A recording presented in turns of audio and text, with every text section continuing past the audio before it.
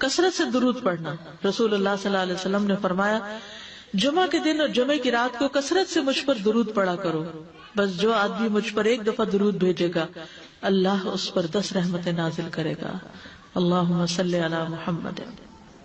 رسول اللہ صلی اللہ علیہ وسلم نے فرمایا تمہارے افضل دنوں میں سے جمعے کا دن ہے.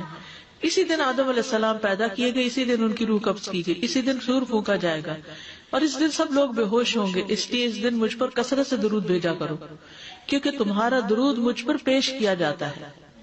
کہتے ہیں لوگوں نے پوچھا یا رسول اللہ ہمارا درود آپ پر کس طرح پیش کیا جائے گا جبکہ آپ کا جسم بوسیدہ ہو چکا ہوگا؟ تو آپ نے فرمایا بے شک اللہ عز و جل نے انبیاء کے جسموں کو زمین پر حرام کر دیا ہے, یعنی فرشتوں کے ذریعے آپ تک درود پہنچایا جاتا ہے. انبیاء کے جسموں کو مٹی نہیں کھاتی, صحیح سلامت ہوتے ہیں ان کے جسم. سورۃ الکہف پڑھنا. نبی صلی اللہ علیہ وسلم نے فرمایا جو شخص جمعہ کے دن سورۃ الکہف پڑھتا ہے تو اس کے لیے دوسرے جمعے تک نور روشن رہتا ہے. غسل کرنا.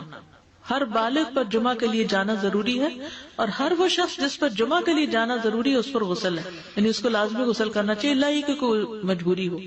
تو آپ اپنا اسکیڈول اس طرح بنائے نا کہ جیسے اگر آپ ہر روز نہاتے پھر تو کوئی مسئلہ نہیں, لیکن اگر آپ ایک دن چھوڑ کے ایک دن نہاتے ہیں تو آپ پھر اس طرح اسکیڈول کریں کہ جیسے آپ منڈے کو نہائے, پھر وینسڈے کو نہائے, پھر جمعے کو نہائے, پھر آپ سیٹرڈے سنڈے اگر نہیں بھی نہاتے پھر منڈے. تو اس طرح آپ جمعے کو مس نہیں کریں گے.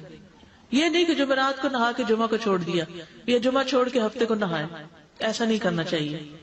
علماء نے غسل کے حکم کے بارے میں اختلاف کیا. بعض تو کہتے ہیں یہ واجب ہے, یعنی فرض کے درجے میں ہے, اور جمہور علماء یہ کہتے ہیں کہ مستحب ہے, پسندیدہ ہے, افضل عمل ہے. حدیث میں آتا ہے جس نے جمعے کے دن وضو کیا اس نے اچھا کیا, اور جس نے غسل کیا تو یہ افضل ہے.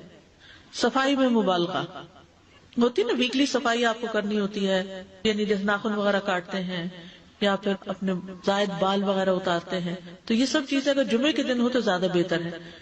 نبی صلی اللہ علیہ وسلم نے فرمایا جو شخص جمعے کے دن اچھی طرح غسل کرے, اچھی طرح سنوار کر وضو کرے, اپنے بہترین لباس میں سے پہنے, یعنی جمعے کے دن باقی دنوں کی نسبت اچھا لباس پہنے, اللہ نے اس کی قسمت میں گھر والوں کی جو خوشبو لکھی ہو وہ لگا لے, یعنی گھر میں جو بھی خوشبو ہے, پھر جمعہ پڑھنے آئے تو لغو کام نہ کرے, 2 آدمیوں کے درمیان جدائی نہ کرے, یعنی 2 لوگ بیٹھے ان کے بیچ میں گھس کے بیٹھ جائے. اس جمعے اور دوسرے جمعے کے درمیان کے پورے ہفتے کے گناہ معاف کر دیے جاتے ہیں. پھر مسواک کرنا. جمعے کی سنتیں بتاتے ہوئے آپ نے فرمایا اور تم پر مسواک کرنا لازم ہے. اچھا لباس پہننا. نبی صلی اللہ علیہ وسلم نے فرمایا اگر ممکن ہو تو جمعہ کے لیے اپنے کام کاج کے کپڑوں کے علاوہ 2 کپڑے اور بنا رکھنے میں کیا حرج ہے. اسپیشل ڈریس رکھے جو جمعے کو ہی پہن لے. خوشبو لگانا, یعنی خوشبو لگائے, حدیث میں آتا ہے چاہے وہ عورت کی خوشبو سے ہو, یعنی آپ کی اپنی نہیں, بیوی کی خوشبو پڑی ہو وہی لگا لو, لیکن لگاؤ. تیل لگانا. جو شخص جمعہ کے دن غسل کرے اور جس قدر ممکن ہو پاکیزگی حاصل کرے اور اپنے تیل میں سے تیل لگائے یا اپنے گھر کی خوشبو میں سے خوشبو لگائے, پھر نکلے کہ 2 آدمیوں کے درمیان تفریق نہ کرے, جتنی مقدرہ نماز پڑھ لے, اور جب امام بات کرے تو خاموش رہے. اس جمعے سے لے کر دوسرے جمعے تک اس کے گناہ بخش دیے جاتے ہیں. جمعہ کا وقت. سورج ڈھلتے ہی جمعہ پڑھنا. سورج ڈھلتے ہی جمعہ پڑھنا. اول وقت جمعہ پڑھنا, بہت لیٹ نہیں کرنا چاہیے. ایاس بن سلمہ بن اکوع اپنے والد سے روایت کرتے ہیں, انہوں نے کہا کہ ہم رسول اللہ صلی اللہ علیہ وسلم کے ساتھ جمعے کی نماز پڑھ کر واپس لوٹتے تھے تو دیواروں کا سایہ اتنا نہیں ہوتا تھا کہ ان سے اپنے آپ کو سایہ مہیا کیا جا سکے, یعنی ابھی سورج بہت تھوڑا ڈھلا ہوتا تھا. ہاں گرمی کی شدت میں تاخیر کی اجازت ہے. مسجد میں داخلہ. مسجد کی طرف جلدی نکلنا. تحیت المسجد ادا کرنا. عمر بن دینار کہتے ہیں انہوں نے جابر رضی اللہ عنہ کو کہتے ہوئے سنا کہ ایک شخص جمعہ کے دن مسجد میں داخل ہوا اس حال میں کہ نبی صلی اللہ علیہ وسلم خطبہ دے رہے تھے, تو آپ نے فرمایا کیا تم نے نماز پڑھی؟ اس نے کہا نہیں. تو آپ نے فرمایا کھڑے ہو 2 رکعتیں پڑھو. اب یہ بڑا اہم مسئلہ ہے, مسجد میں داخل ہو چاہے خطبہ ہو رہا ہو 2 رکعت پڑھے بغیر نہ بیٹھو, ٹھیک ہے. اور یہ کیا ہے دراصل تحیت المسجد, یہ جمعے کی سنتیں نہیں ہیں, یہ کیا ہے تحیت المسجد ہے, اور مختصر پڑھی جائیں.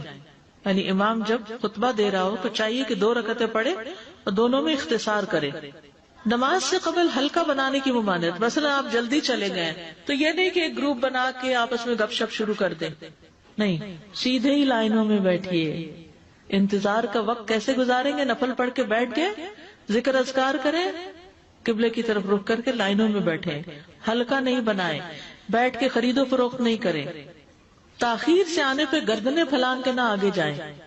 رسول اللہ صلی اللہ علیہ وسلم نے فرمایا ٹیک لگا کے مت کھاؤ، یہ عام ایک ادب بتایا، یعنی اس طرح ٹیک لگا کے نہیں کھاؤ، کھانے کے وقت سیدھے ہو جاؤ۔ چھنے ہوئے آٹے کی روٹی نہ کھاؤ، میدا۔ مسجد میں کوئی جگہ مقرر نہ کرو کہ یہ میری جگہ ہے، آپ کیوں آج یہاں کھڑی ہوگی، کہ تم اسی میں ہی نماز پڑھو۔ کچھ لوگ ہوتے ہیں نا، آ کے مخصوص جگہ ہی پڑھتے ہیں، اگر کوئی اور وہاں ڈسٹرب ہو جاتے ہیں۔ اور جمعہ کے دن لوگوں کی گردنیں نہ پھلانگو، ورنہ اللہ تمہیں قیامت کے دن لوگوں کے لیے پل بنا دے گا۔ کیونکہ بہت اذیت کی بات ہے نا، بیٹھے ہیں لوگ باقاعدہ بعض اوقات کندھوں پہ ہاتھ رکھ کے اس کو تنگ کر اس کو تنگ کر، تو یہ نہیں کرنا چاہیے۔ اگر آپ کو اٹھنا بھی پڑ گیا بیچ میں تو واپسی پہ پیچھے کھڑے ہو جائیے، اگلی لائن مل جائے گی۔ جی یہ تو بہت ضروری بات آپ نے کی کہ جب لوگ مسجد آئے تو پہلی صف میں بیٹھے، یہ نہیں پہلی چھوڑ کے آخری میں بیٹھ جائیں اور پھر لوگ ان کی گردنیں پلانگتے رہیں، دوسروں کے لیے فتنہ بننا۔ جابر بن عبداللہ رضی اللہ عنہ سے روایت ہے کہ جمعے کے دن رسول اللہ صلی اللہ علیہ وسلم خطبہ ارشاد فرما رہے تھے کہ ایک آدمی مسجد میں داخل ہوا، وہ قریب آ کر بیٹھنے کے لیے لوگوں کے اوپر سے گزرنے لگا۔ رسول اللہ صلی اللہ علیہ وسلم نے فرمایا بیٹھ جاؤ، تحقیق تم نے لوگوں کو تکلیف پہنچائی اور دیر سے آئے۔